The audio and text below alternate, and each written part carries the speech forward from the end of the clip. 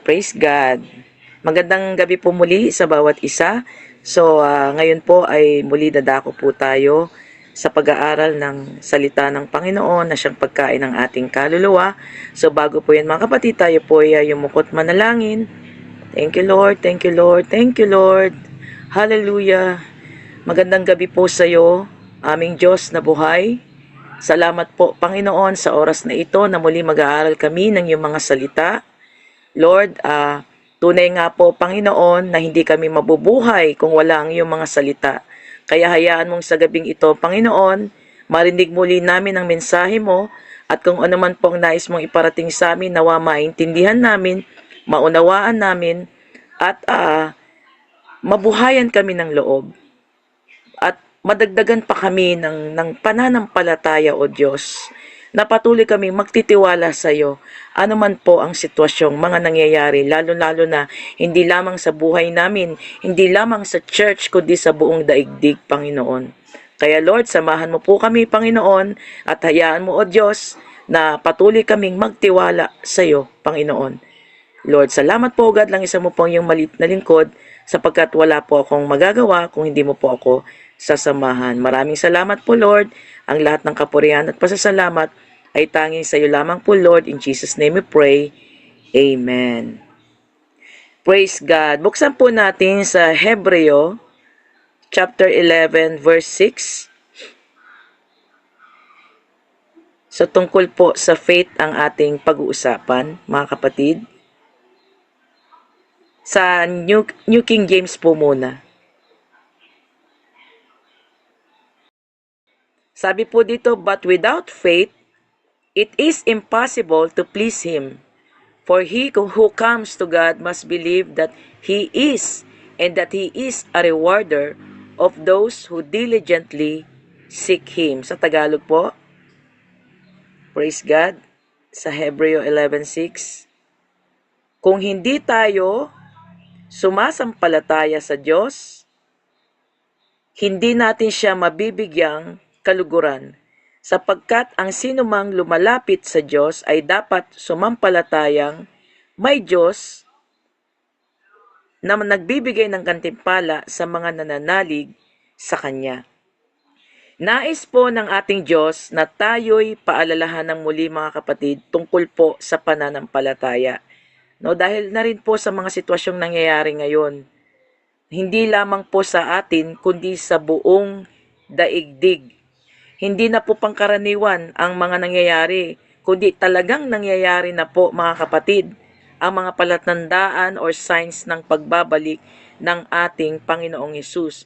Whether we like it or not, ando doon na yung realidad, mga kapatid. Yung Matthew chapter 24 ay talagang unti-unti na pong nangyayari talaga na malapit nang bumalik ang ating Panginoong Hesus.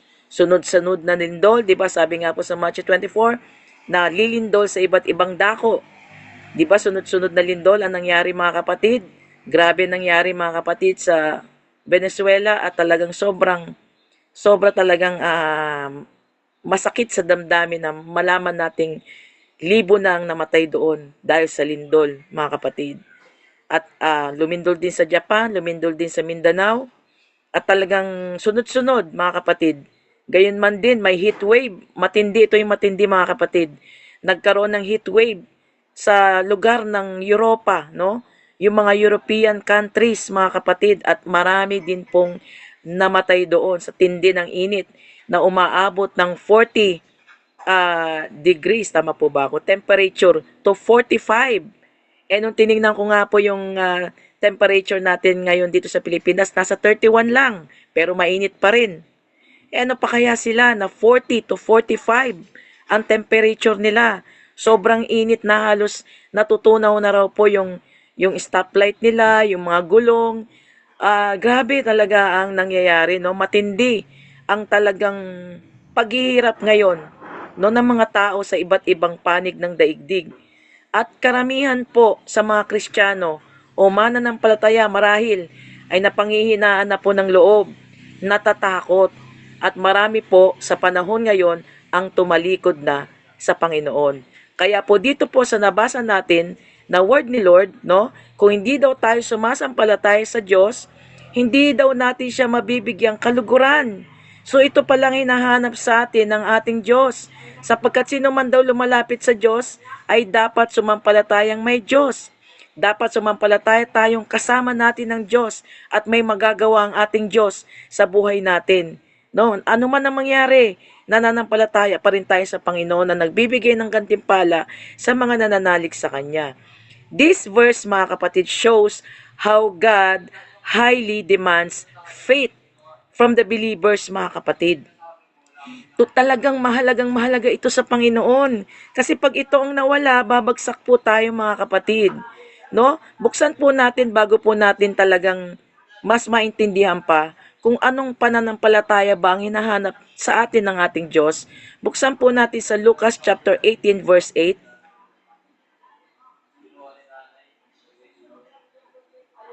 Sabi po dito, sinasabi ko sa inyo, agad niyang ibibigay sa kanilang katarungan.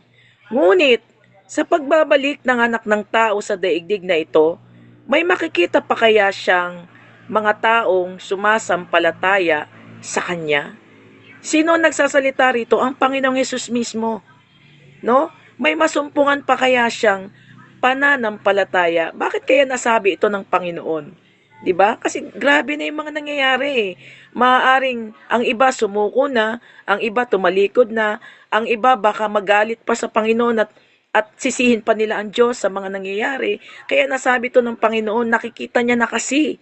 In the future, nakikita niya na in advance ang mga mangyayari, mga kapatid.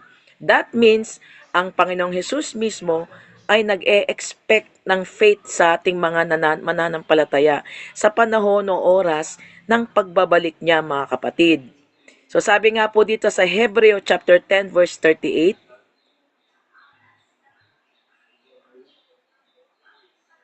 sabi po dito, ang matuwid kong lingkod ay mabubuhay sa pamamagitan ng pananampalataya. Ngunit kung siya'y tatalikod, hindi ko siya kalulugdan. So meaning, mga kapatid, the just shall live by faith.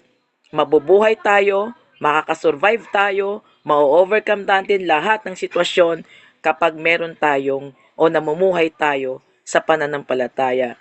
The only way for us na makasurvive sa last days is to live by faith, mga kapatid.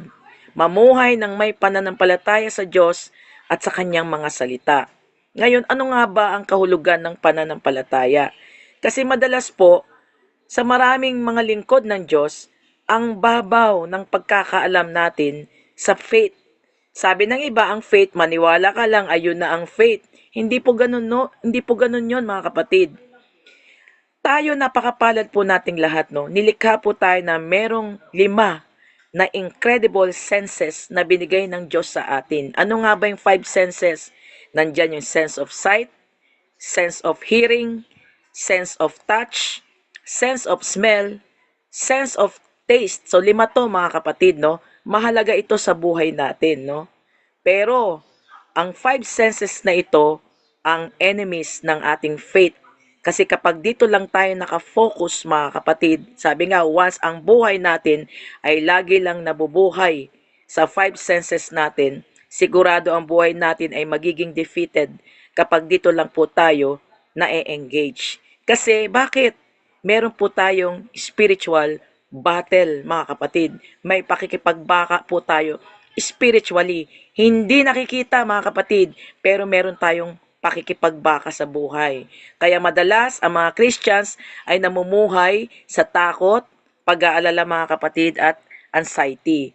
So para lang ma-overcome natin yung spiritual battle natin, ay kailangan magamit natin yung sixth sense natin. Ano nga ba yung sixth sense natin? Yan yung ating faith, yung ating pananampalataya, mga kapatid. There's a problem in many people nowadays, mga kapatid, dahil hindi nila alam, no? Hindi nila alam ano man ang mga problema natin sa physical man, sa financial man, at kahit anumang problema, ang bottom line niyan ay spiritual battle pa din, mga kapatid. So buksan po natin sa mga taga-Efeso chapter 6 verse 12.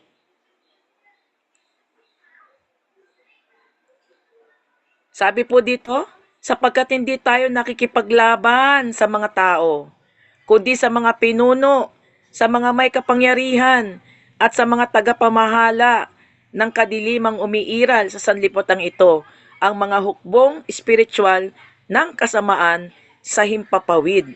So ang tindi ng labanan sa spiritual realm na hindi natin nakikita, na nagagamit mismo ng mga tao. Ba't natin nasabi ito? Nagagamit mismo ng mga tao, no? Hindi nila alam. Lalo na yung mga taong walang relasyon sa Panginoon, nagagamit po sila sa papanong paraan, mga kapatid, no? Itong nagiging dahilan kung bakit marami pong tao sa daigdig na nakakagawa ng masama dahil sa napakaraming evil spirit ang kumokontrol sa kanila. So ngayon, ano nga ba talaga ang kahulugan ng faith, mga kapatid? So maraming kahulugan ang faith, no, na nasabi rin sa salita ng Diyos. Maraming mga example, maraming mga real testimony kung paano ba manampalataya sa Diyos. Pero magfo-focus po tayo sa Hebrews chapter 11 verse 1, mga kapatid. So basahin po natin sa Hebreo chapter 11 verse 1. Ang sabi po dito, ang pananampalataya ay pagtitiwala sa mangyayari ang ating mga inaasahan at katiyakan tungkol sa mga bagay na hindi nakikita. Pero dito po tayo sa English version, mga kapatid, no, sa New King James Version. Kasi nandito po yung pinaka-meaning na ipapaliwanag mamaya. Now, faith is the substance of things hoped for, the evidence of things not seen, mga kapatid. Sabi nga, faith is the substance of things hoped for. Yung substance, mga kapatid, ay kakombination niya ay ang hope. Substance, mga kapatid, is alternatively translated as assurance. Diba sa ibang version ng Bible, ang sinabi, faith is the assurance, no? Pwede nating sabihin, faith is the assurance of what we hope for. No, sa Tagalog, ang pananampalataya ay katiyakan, no, sa bagay na inaasahan po natin.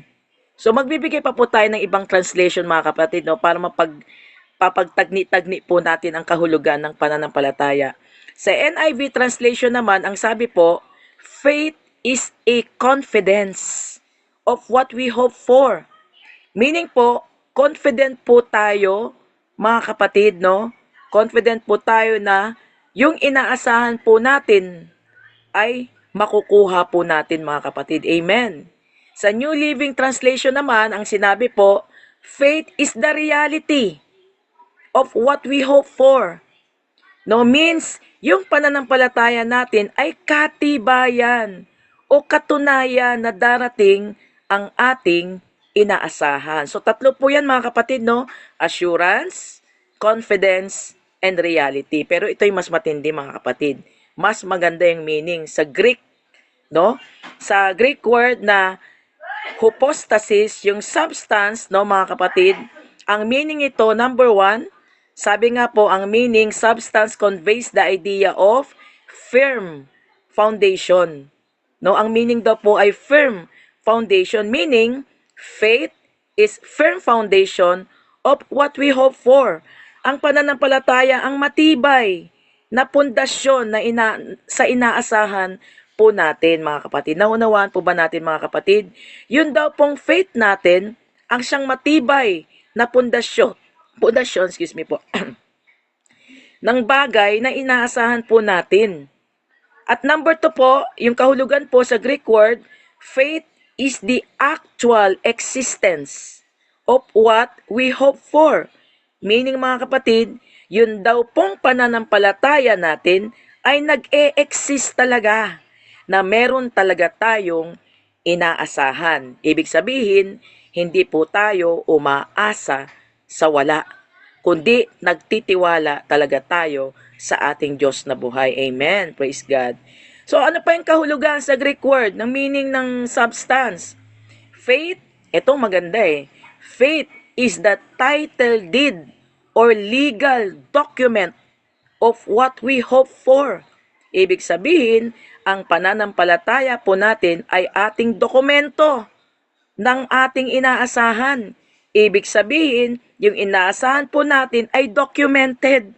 Ano ba ibig sabihin ng documented? Di ba pag may dokumento, madalas tinatatakan ng abogado yan.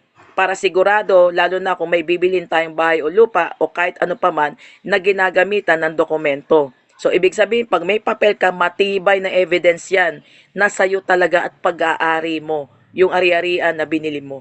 So, yun ang ibig sabihin dyan. So, ganun din po ang ating faith, mga kapatid. Ang ating faith, siguradong sigurado at hindi to basta talaga na mapapawalang bisa. Amen. Palakpakan po natin ng Lord, mga kapatid. Praise God. Hallelujah. Kaya, mga kapatid, hallelujah. Kaya ang faith natin, sandali lang po, na-move ko po yung ano. Kaya, documented po yung inaasahan po natin. So ngayon, where does our faith come from? Saan nanggagaling ang faith natin? So buksan po natin sa Hebreo chapter 12 verse 2.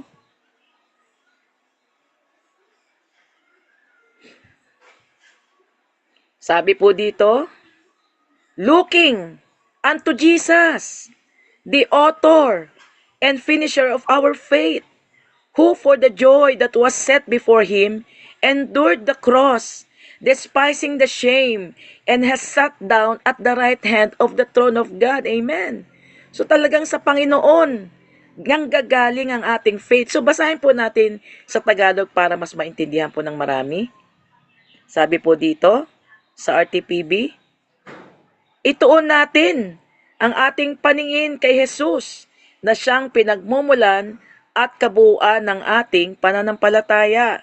Dahil sa kagalakan naghihintay sa Kanya, hindi niya ikinahiyaang mamatay sa krus at siya ngayon nakaupo sa kanan ng trono ng Diyos. So saan nanggagaling ang ating faith? Walang iba kundi sa Panginoong Jesus. Kaya nga, gaya ng sinabi kanina sa Greek meaning ng substance na documented or a title deed, meaning yung faith natin na nanggagaling sa Panginoong Jesus ang pinaka title deed o dokumento ng mga bagay na ating inaasahan, mga kapatid. Ganon katindi yung faith na gusto ni Lord na meron tayo, mga kapatid. Ibig sabihin, yung faith natin, documented yan. May papeles yan na galing doon sa taas na nagbigay. Walang iba, kundi sa Panginoong Hesus.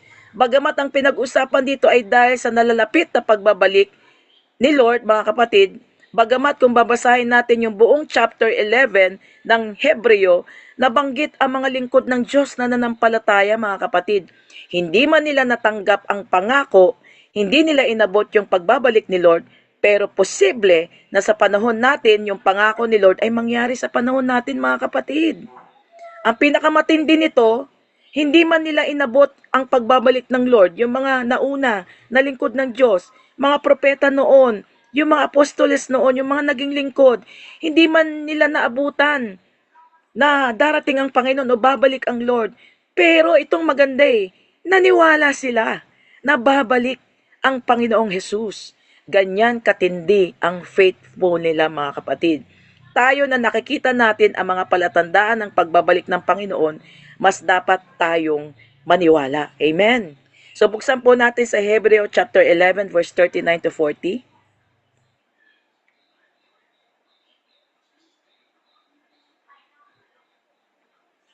Sabi po dito, at dahil sa kanilang pananampalataya sa Diyos, nag-iwan sila ng isang kasaysayan, hindi makakalimutan. Bagamat sila'y pinarangalan sa pamamagitan ng pananampalataya, hindi nila natanggap ang ipinangako. Di ba pinakita rito, mga kapatid, hindi nila tinanggap ang ipinangako sapagkat mas magandang plano ang Diyos o may mas magandang plano ang Diyos para sa atin upang sila'y hindi maging ganap malibang kasama tayo. Amen. Praise God. Palapakan natin ng Lord. No? Kasama tayo doon sa magandang plano ng Diyos. Amen. Praise the Lord.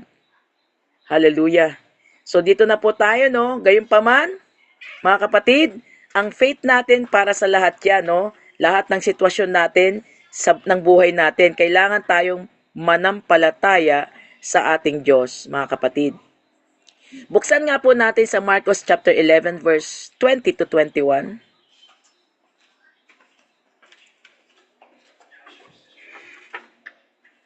Marcos chapter 11 verse 20 to 21. Sabi po dito, kinaumagahan, pagdating nila, nakita nilang natuyo ang puno ng igos hanggang sa mga ugat nito. Naalala ni Pedro ang nangyari dito kaya't kanyang sinabi, Guro, tingnan nyo, patay na ang puno ng igos na isinumpa nyo.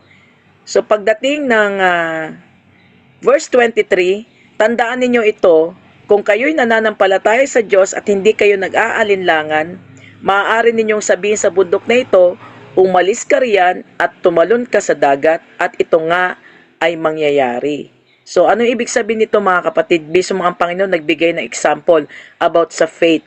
Pag sinabing bundok o mountain, di ba sabi nga, sabihin mo sa bundok na to, umalis ka riyan. Ito po sa buhay natin ngayon, yung malalaking obstacle, yung malalaking hadlang sa buhay natin, yung malalaking mga problema.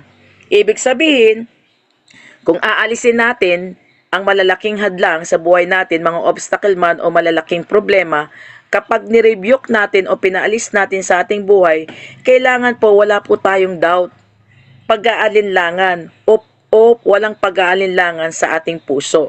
Meaning, lahat ng nire-rebuke natin o pinapaalis sa ating buhay ay maniwala po tayong mawawala talaga sa buhay natin. Kaya sabi nga po sa verse 24, kaya't sinasabi ko sa inyo, anuman ang hingin ninyo sa inyong panalangin, maniwala kayong natanggap na ninyo iyon at matatanggap nga ninyo ito, ninyo iyon, mga kapatid, no? Yun ang sabi ng Panginoon, no? Sinabi ni Lord na nabasa natin, ang sabi dito, if we say, hindi sinabing if we pray. Bagamat, mauuna muna talagang mag-pray tayo bago tayo mag-declare, mga kapatid. Mahalaga yon, prayer muna. Pagkatapos natin manalangin, saka tayo magsasalita. Kasi ang sinabi dito, sabihin mo. Utusan mo yung bundok, sabihin mo. Kaya sabi dito, if we say, sabi dito, we have to speak with faith, mga kapatid. Kailangan magsasalita tayo ng may pananampalataya. Hindi mawawala ang pananalangin. Yan ang unang-una nating gagawin. Pero pagkatapos noon, we have to speak faith, mga kapatid. Why? Bakit kailangan nating sabihin natin ang pananampalataya? Alam niyo mga kapatid, magbibigay po ako ng testimony, no? Kamakailan lang po na problema ang anak ko. Actually, gabi-gabi, pinagpe-pray ko po talaga. Dahil college na po ang anak ko na si Daniel. At 4 na klase daw yata ng uniform yung kailangan nilang bilhin. At yung school supplies pa niya kulang. Nagsasabi na siya sa akin ng mga nakaraan pa.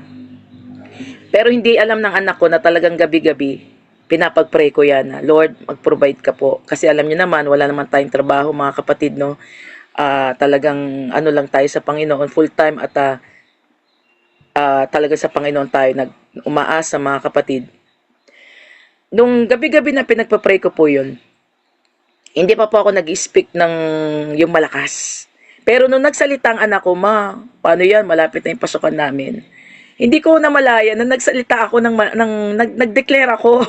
Kasi ang sagot ko sa kanya, magpo-provide si Lord. Yun lang ang sinabi ko, mga kapatid.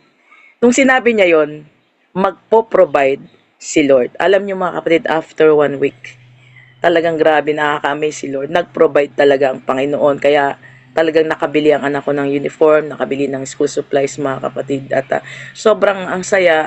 Alam niyo yung grabe. We have to activate it, mga kapatid, yung faith natin.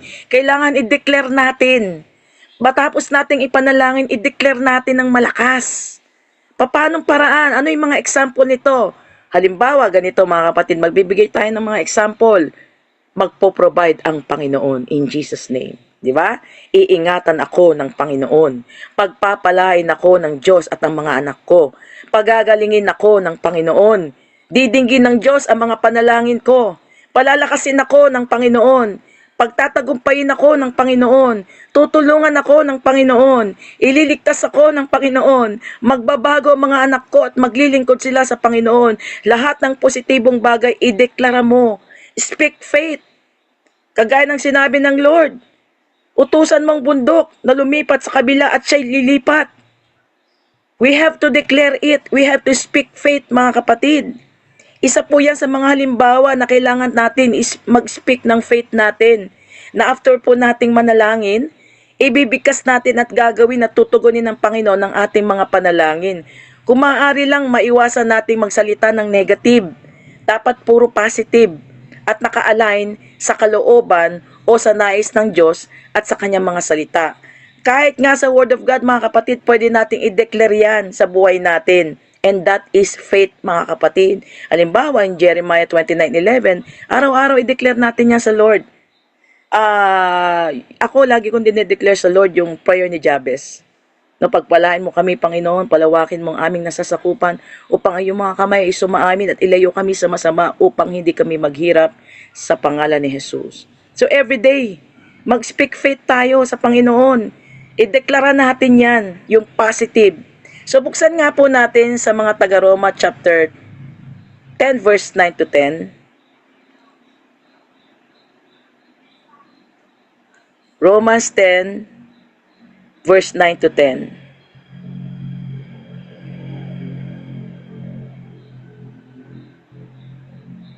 Sabi dito, kung ipapahayag ng iyong labi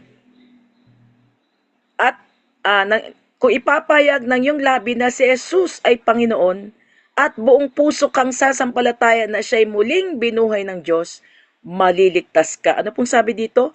Kung ipapahayag ng iyong labi na si Jesus ay Panginoon.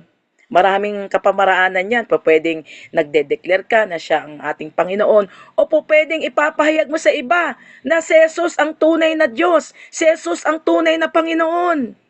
At buong puso daw tayong sasampalataya na siya'y muling binuhay ng Diyos, ay maliligtas daw po tayo. Ibig sabihin, kapag kino-confess natin to, no, ay pinapakita natin yung ating sinseridad, yung sincerity natin, at yung confidence natin na talagang naniniwala tayo sa Panginoong Jesus, na siya ang Panginoon at naniniwala tayo sa mga gagawin niya, sa magandang gagawin niya sa buhay natin. So second reason, mga kapatid, bakit kaya sinasabi na we have to speak boldly, no? Kailangan nating bigkasin ito, pati yung mga pangako ng Diyos. So magbigay po tayo ng example, mga kapatid, no? Ang sabi po dito sa Hebreo chapter 13 verse 5 to 6.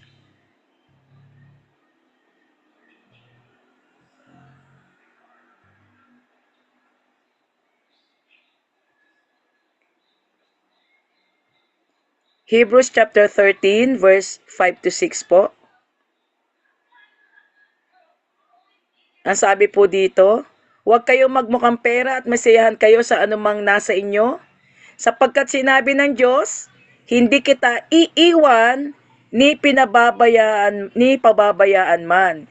So kinakailangan sabihin natin o i-declare natin ang mga pangako ng Diyos sa atin upang ito ay ipangyari ng Diyos sa buhay natin.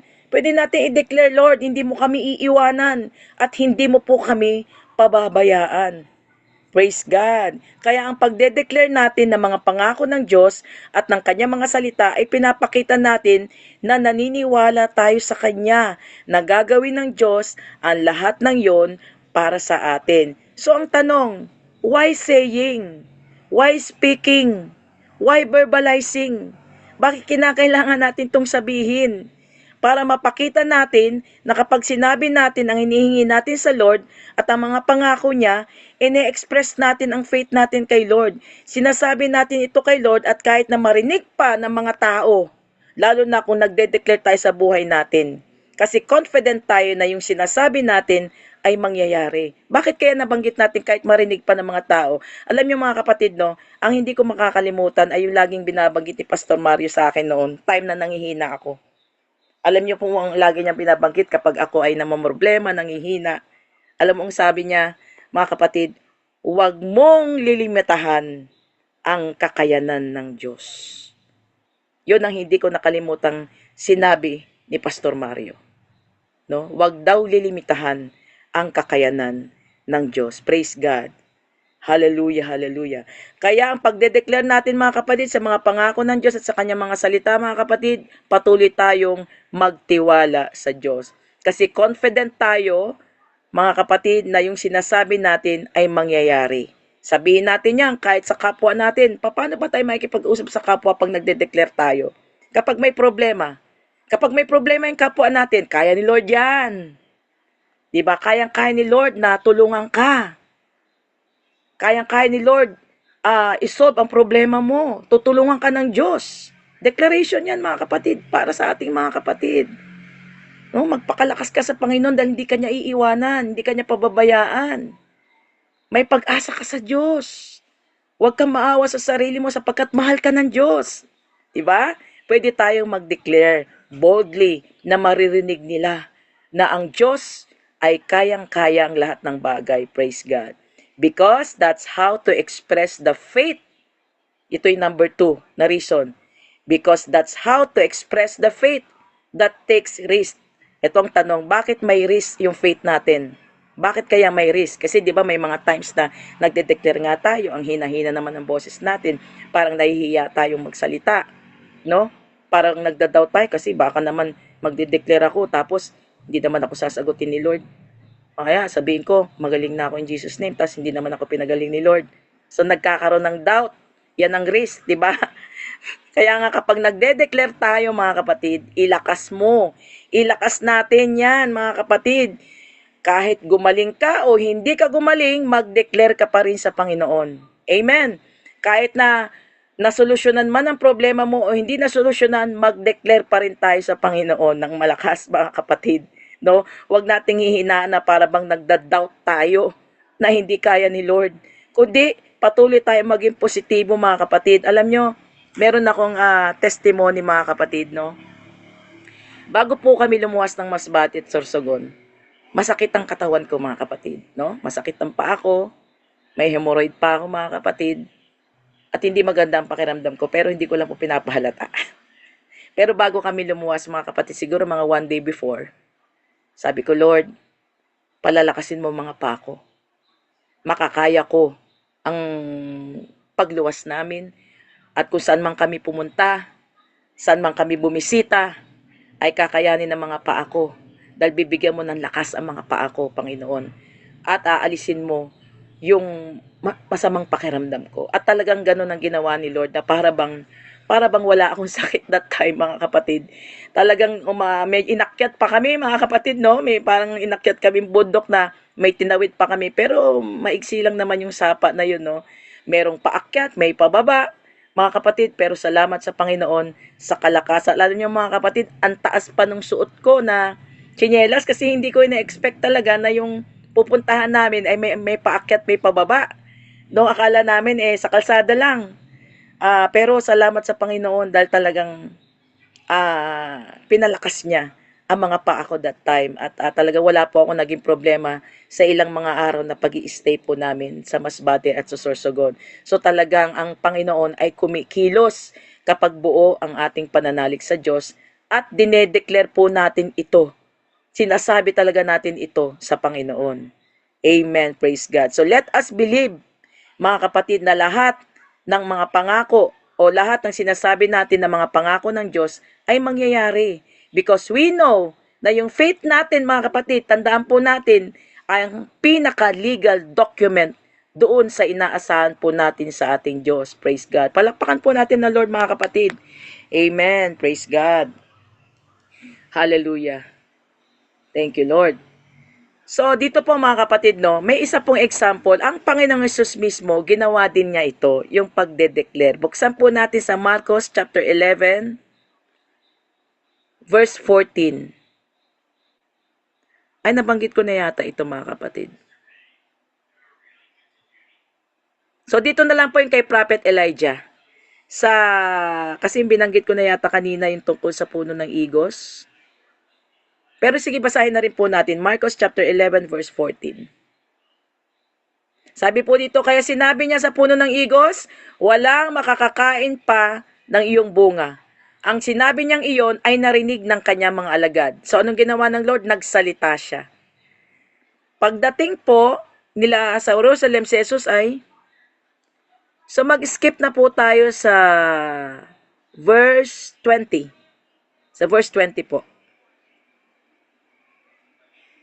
Kinaumagahan, pagdating nila ay nakita nilang natuyo ang puno ng igos hanggang sa mga ugat nito.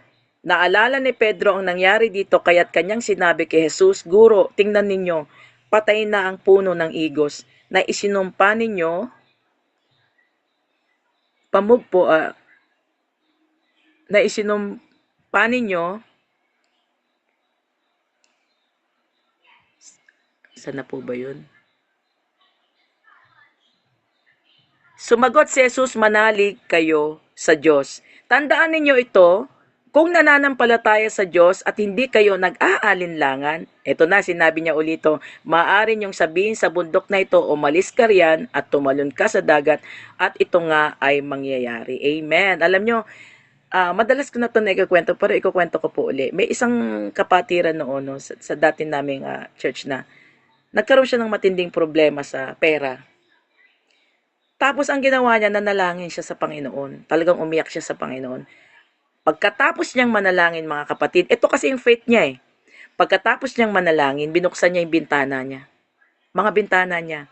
At nagsalita siya. So nagdeclare siya. Nagsalita siya. Actually, hindi declare eh. Nag-utos siya. No? Anong utos niya? Mga pagpapala ng Panginoon, pumasok kayo sa aking tahanan. Yun lang ang sinabi niya. Mga pagpapala ng Panginoon, pumasok kayo sa tahanan ko. Alam niyo mga kapatid, nung araw na yon ay meron nag-love gift sa kanya ng 5,000 piso. Mga kapatid, nasa lubong lang niya sa palengke. Nakapatiran. Totoo to mga kapatid, true to life story to. No? After niya mag-pray, nag-declare siya. At talagang yung pagpapala ng Diyos ay inutusan niya mga kapatid. Pumasok kayo sa aking tahanan sa pangalan ni Jesus. Amen. Praise God. Talagang pinangyari ng Panginoon. Dito naman po kay Prophet Elijah mga kapatid. Buksan po natin sa unang mga hari, chapter 17, verse 1. Sabi po dito, si Elias ay isang propetang taga-Tisbe sa Gilead. Sinabi niya kay Ahab, saksi si Yahweh ang buhay na Diyos ng Israel na aking pinaglilingkuran. Hindi uulan, ni hindi magkakahamog sa mga darating na taon hanggat hindi ko sinasabi. Imagine mga kapatid yung sinabi ni Prophet Elijah, hanggat hindi ko sinasabi, hindi uulan, hindi magkakahamog. Bakit kaya buo ang kanyang loob na sinabi to? Mga kapatid, no? Wala siyang takot na sinabi niya to. Bakit? Dahil naniniwala siya mga kapatid na gagawin ni Lord yung sinabi niya. Amen. Palakpakan natin ang Panginoon mga kapatid. Praise God. So meron pa po mga kapatid, Mateo chapter 9 verse 20 to 22. Naalala niyo po ba yung babaeng inaagasan ng dugo? Matthew chapter 9 verse 20 to 22. Ang sabi po dito, habang sila'y naglalakad, lumapit sa likuran ni Jesus ang isang babaeng 12 taon nang dinudugo at hinawakan ang laylayan ng kanyang damit. Sinasabi ng babae sa sarili, mahawakan. Anong sabi dito? Sinasabi. So nag-speak faith siya mga kapatid. Sinasabi ng babae sa sarili, mahawakan ko lamang ang kanyang damit. Gagaling na ako. Yun ang sinabi niya. Ano nangyari? Lumingon si Jesus at pagkakita sa kanya sinabi, anak, lakasan mo ang iyong loob, pinagaling ka na ng iyong pananampalataya. Doon di gumaling ang babae. Praise God, praise God. So meron din po example mga kapatid, no? Meron pong isang pastor na nagsisimula pa lang sila sa church nila. So hindi pa talaga malago. Kakaunti pa lamang sila. Nagpahanap siya sa mga workers niya ng mauupahang pwedeng pagdausan ng gawain ni Lord. Maghanap kayo ng lugar na worth 5,000k lang. Sa Manila po ito, true to life story po ito.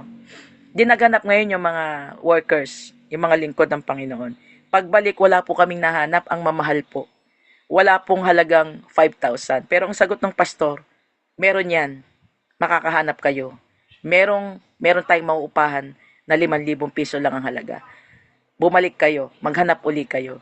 Alam niyo mga kapatid, naghanap uli sila. Nakahanap sila malapit pa mismo sa bahay ng pastor.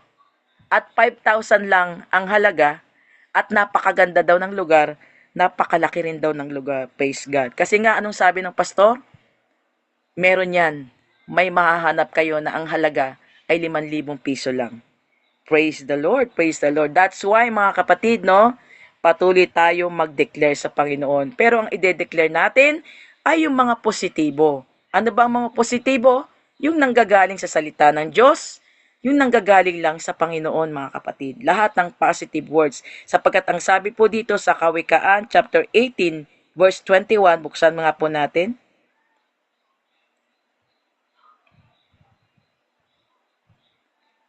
Sabi po dito sa Kawikaan 18:21,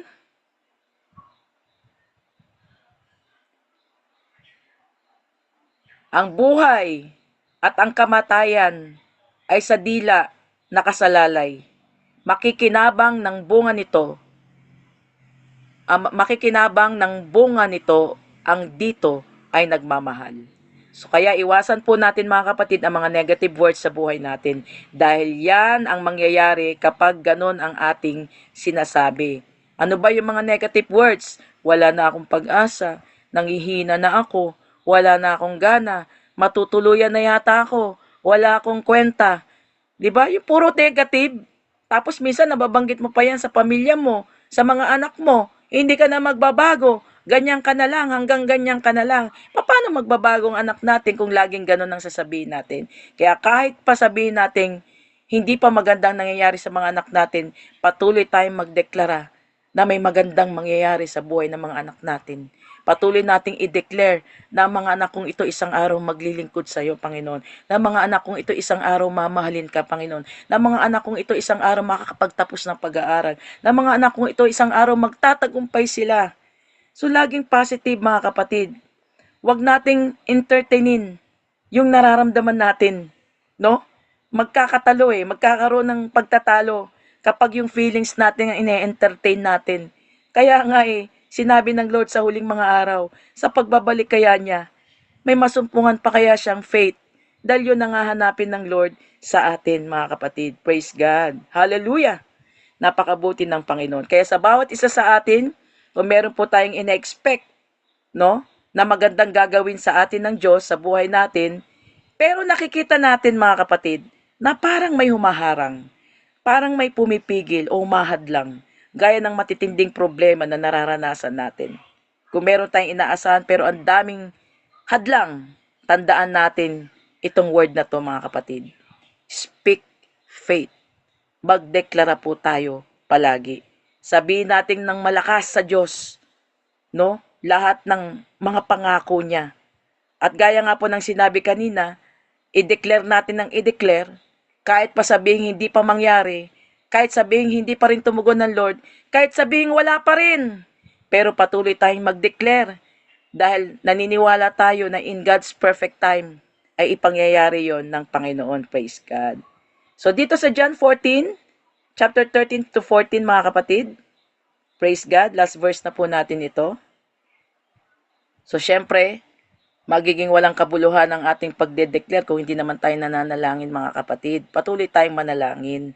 No, dapat kayo nang uunahin natin ang manalangin, ang humiling sa Diyos. Yung bang nandoon yung sa pananalangin, nandoon yung hindi lamang paghingi, kundi paghingi ng tawad, at nandoon yung pagpupurit, pagsamba sa Diyos, nandoon yung talagang magme-meditate tayo ng Word of God, mga kapatid, nandoon yung talagang magpapalinis muna tayo sa Lord. Kasi ano bang sabi, nakalimutan ko na po itong verse na to, pero may binanggit ang Lord, ngunit ang kasalanan mo ang nagiging dahilan kung bakit hindi marinig ang dalangin mo. So, ibig sabihin, bago tayo mag-declare o mag-speak faith kay Lord, magpalinis muna tayo. So, sabi dito sa John chapter 14, verse 13 to 14, ano mang hilingin nyo sa aking pangalan ay gagawin ko upang maparangalan ang Ama sa pamamagitan ng anak. Kung hihiling kayo ng anuman sa aking pangalan, ito ay aking gagawin. So, samahan po natin ng declaration mga kapatid na mas lalong mapagtitibay, no? Yung declaration natin, bukod sa pananalangin, magde-declare tayo dahil sa pamamagitan nito, ipinapakita natin sa Lord na confident tayo, na kaya ni Lord. Kayang-kaya ni Lord. Baluktot man ang sitwasyon, kaya ni Lord ituwid. Kaya ni Lord ayusin. Kaya ni Lord baguhin. Kaya tayo ni Lord i-prosper. Kaya ni Lord na ipagtagumpayin tayo. Kaya ni Lord na alisin tayo sa matitinding mga pagsubok at problema. Kaya tayo ni Lord pagalingin. Amen. So, kayang-kaya ni Lord. Amen. Dahil siyang nag-create ng buong mundo, maging tayo create niya. Kaya alam niya kung paano niya tayo babaguhin. Kung paano niya tayo i-fix, mga kapatid. Dahil tayo ay nanggaling sa Kanya. Meron pa palang ay, last na pala po yun. Praise God. So yun mga kapatid. Hallelujah. Magmula ngayon mga kapatid, mas magkaroon tayo ng deeper na pananampalataya sa Diyos. At kung maaari lang, wag nating maramdaman na nag-aalinlangan po tayo. Yung nagda-doubt sa Lord, mga kapatid. Na kahit na, di ba nga si Apostol Pablo, ano bang sabi niya? Meron siyang kapansanan na gusto niya ipaalis sa Lord. Pero anong sabi ni Lord? Ang biyaya ko ay sapat sa iyo. Lalong lumalakas ang aking kapangyarihan kapag ikay mahina. May mga moment talaga na hindi pinapahintulot ni Lord yung mga hinihingi mo. Pero ang kagandahan sa patuloy na pagde-declare mo, sa patuloy na pananalangin mo, palalakasin ka ng Panginoon. Ma-overcome mo lahat ng circumstances, lahat ng problema mo, kahit pasakit, ma-overcome mo yan. Dahil nga, nandoon yung faith natin ay talagang, nandoon yung sincere, nandoon yung confident tayo, nandoon yung may assurance tayo, nandoon lahat, no? Talagang parang documented siya na hindi na mababali, na hindi pwedeng sirain ang ating faith sa Panginoon. Kaya yun mga kapatid, no? Patuloy tayong magtiwala sa Lord dahil ang sabi naman ng Panginoon, ang pangako niya sa atin, ako'y sumasa inyo. Doon sa Matthew 24, may binanggit siya doon. Binanggit man niya yung palatandaan ng kanyang mga pagbabalik, pero may binanggit siya doon na ako'y sumasa inyo hanggang katapusan ng sanlibutan. May binanggit siya na ang magtitiis hanggang wakas ay siyang maliligtas. No, nandoon yung kapag patuloy tayong nagtitiwala sa Panginoon, kahit napakahirap na, kahit napakasakit na, kahit marami tayong pinagdadaanan, kahit patuloy tayong dinudurog ng Lord. Ba't pa tayo dinudurog ng Panginoon? Kasi minsan inaayos niya ang karakter natin.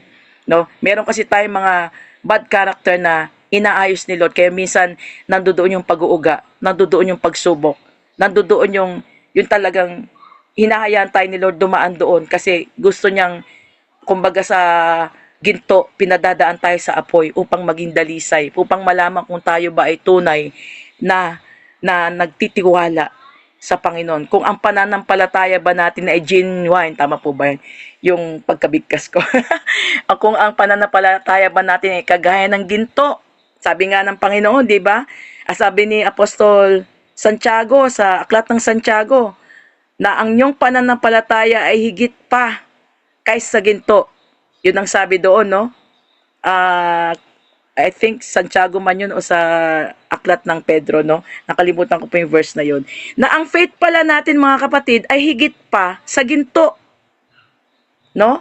At yun ang inaasahan natin sa Panginoon, na maging tunay ang ating pagtitiwala at pananampalataya sa ating Diyos, mga kapatid. Kaya nawa, I declare, mga kapatid, na masumpungan tayo ng Panginoon sa kanyang pagbabalik, na buo pa rin ang ating pananampalataya. Masumpungan tayo ng Panginoon na tapat pa rin sa Kanya. So yun lang po mga kapatid, palakpakan po natin ang Panginoon. Hallelujah. Salamat po o God sa mga salita mo, na muling pinalakas mo kami, Lord. Nawa Panginoon, huwag mawawala ang aming pananampalataya sa iyo. At kami ay humihingi, Lord, dagdagan mo pa po kami ng pananampalataya. Tulungan mo po kami na huwag maapektuhan kung ano man ang nangyayari ngayon sa buong daigdig. Huwag maapektuhan kung ano man ang sitwasyong nangyayari sa aming mga buhay. Bagkus lagi naming tandaan yung mga salita mo na kami ay titingin lamang sa iyo, that we will look unto you, Lord, the author and finisher of our faith, Lord. Na we declare in Jesus' name na hindi mo kami pababayaan at hindi mo po kami iiwanan. Sasamahan mo po kami hanggang sa katapusan ng daigdig na ito, Panginoon. Tutulungan mo po kami na makabangon, tutulungan mo po kami, Panginoon, na lumakas muli, tutulungan mo po kami na magpatuloy at patuloy mo po kami bibigyan ng pagnanais na maisagawa ang kalooban mo, Lord, sa pangalan ng Panginoong Hesus, O God. Nawawag po nawa namin makalimutan ng iyong mga salita.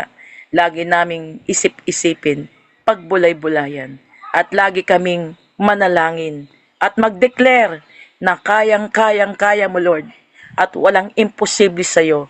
Walang anumang bagay na hindi mo kayang gawin, Panginoon. Maraming salamat po sa kabutihan mo, O God. Lahat ng kapurihan at pasasalamat ay tanging sa iyo lamang po, Lord. In Jesus' name we pray. Amen. Praise God po. Glory to God po.